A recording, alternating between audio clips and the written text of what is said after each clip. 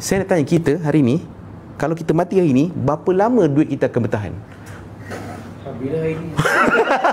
Hari ni mati, hari ni habis. Oh, cepat. Awal sangat tu, kan? So nak bagi tahu para sahabat, dia dunia menang, akhirat pun menang.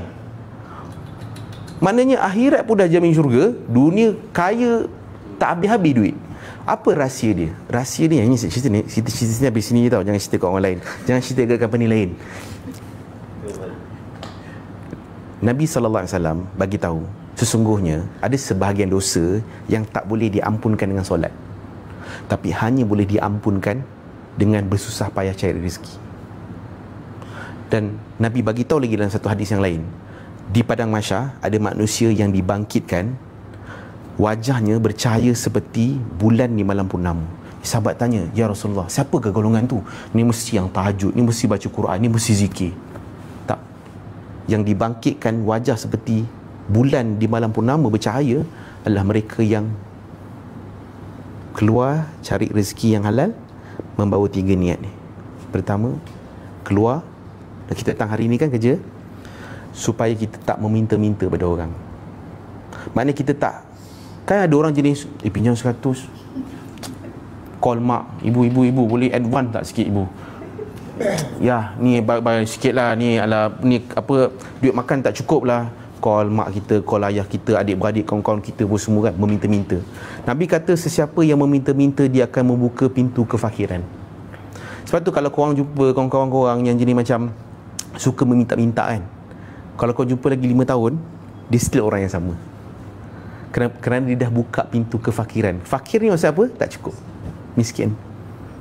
Tapi sesiapa yang berusaha, macam korang datang kerja hari ni pagi-pagi walaupun hujan kan, datang kerja rajin, Allah akan buka pintu kecukupan. Itu pertama niat dia. Niatnya apa datang kerja? Supaya tak meminta-minta, tak menyusahkan orang. Kedua, datang kerja niatnya supaya kita boleh menunaikan nafkah keluarga. Aku ada isteri, aku ada anak-anak, aku ada mak ayah, supaya aku ni boleh tunaikan nafkah dengan sempurna pada keluarga aku. Itu yang kedua. Jadi pergi cepat, ada explanation ni panjang. Yang ketiga, supaya kita ni boleh membantu tetangga. Masuk bantu tetangga ni apa? Kita boleh bantu orang lain. Okey, korang setuju tak kalau saya kata, sebab saya tak tahu gaji korang berapa, tapi saya ada buat research sikit pasal company ni. Gaji paling minimum kat sini berdasarkan research yang tim penyidik saya ni, gaji korang paling minimum saya tahu kat sini dalam 15 macam tu. Sebab tu korang macam relax kan. Okey. Sudah. Okey, dalam gaji contoh lagi 15,000 tu, setuju tak kalau saya kata bukan semua kita punya?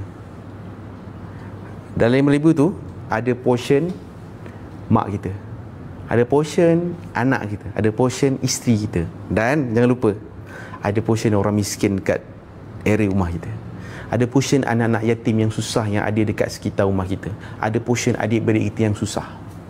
Bukan semua kita punya. So tak ada reason kita nak flex pasal kita ni punya gaji yang tinggi pun, sebab bukan semua kita punya. Dan kalau kita tak bagi hak tu pada mereka, maka rezeki kita tu akan jadi tidak cukup, dan kita tak dapat ganjaran yang Nabi kata bangkit di padang mahsyar wajah seperti bulan di malam purnama. Jadi rupa-rupanya korang perasan tak apa persamaan 3 niat ni? Persamaannya adalah tiga-tiga ni semua tentang give value pada orang lain, dan bukan tentang aku. Ni semua tentang orang. Pertama tadi apa? Meminta-minta supaya tak menyusahkan orang.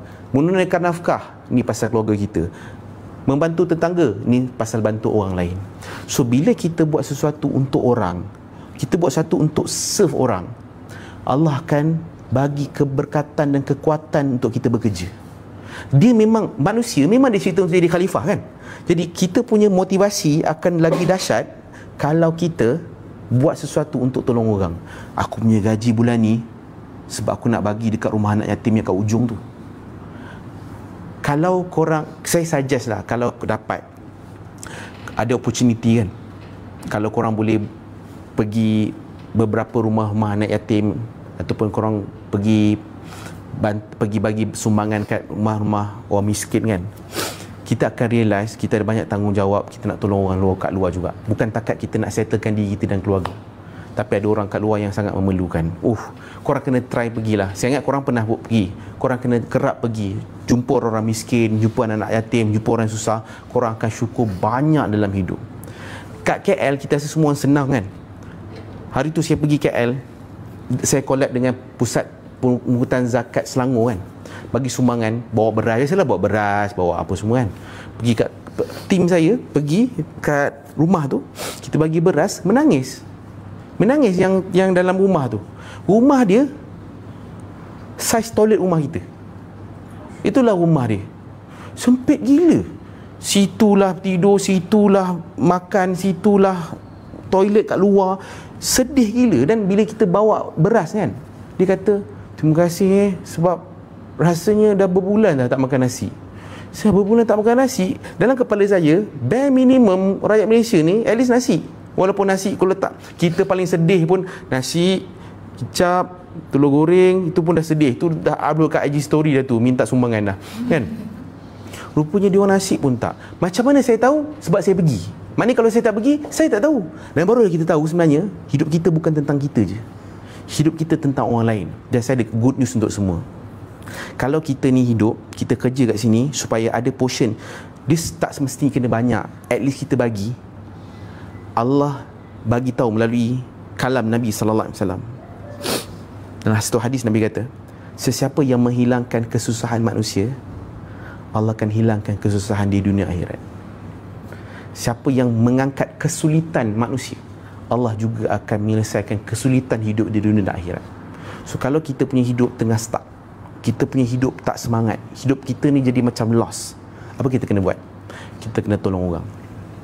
Dengan tolong orang, janji Nabi, Allah akan tolong kita. Itu motivation yang setiap manusia kena ada. Nabi SAW, kenapa Nabi boleh bangun malam sampai bengkak kaki? Kenapa Nabi boleh sanggup untuk pergi perang yang anytime Nabi boleh wafat dan boleh dibunuh? Nabi bersusah payah sampai luka, kena hina. Kenapa Nabi buat semua ni? Kerana Nabi bukan buat untuk diri sendiri. Nabi buat untuk umat. Kita nak dapat kekuatan bekerja, kita nak serve orang melalui kita punya tanggungjawab, bukan untuk kita saja.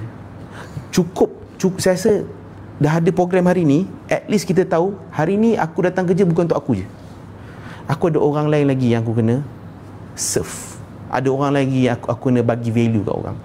Perasan tak dengan kita buat event ni, kita buat kehidupan orang lebih baik, kita mudahkan urusan orang kan, menunaikan impian-impian dan hasrat orang. Ni semua adalah pahala-pahala yang ada ganjarannya. Jangan pandang enteng bab kerja. Agama bukan sekadar adalah masjid. Ada orang kata, kau ni buat kau ni kerja, ingatlah akhirat sikit. Kerja ni juga adalah akhirat. So, Islam dia bukan sekadar semayang. Islam adalah apa yang juga kita buat di luar semayang. Itu pun agama juga, itu pun Islam juga. So Islam adalah cara kita hidupkan hidup kita. Boleh tak takat ni? Okey, sebelum saya nak pergi pada hujung last sekali, kita nak buka dulu sikit sesi soal jawab. Kalau ada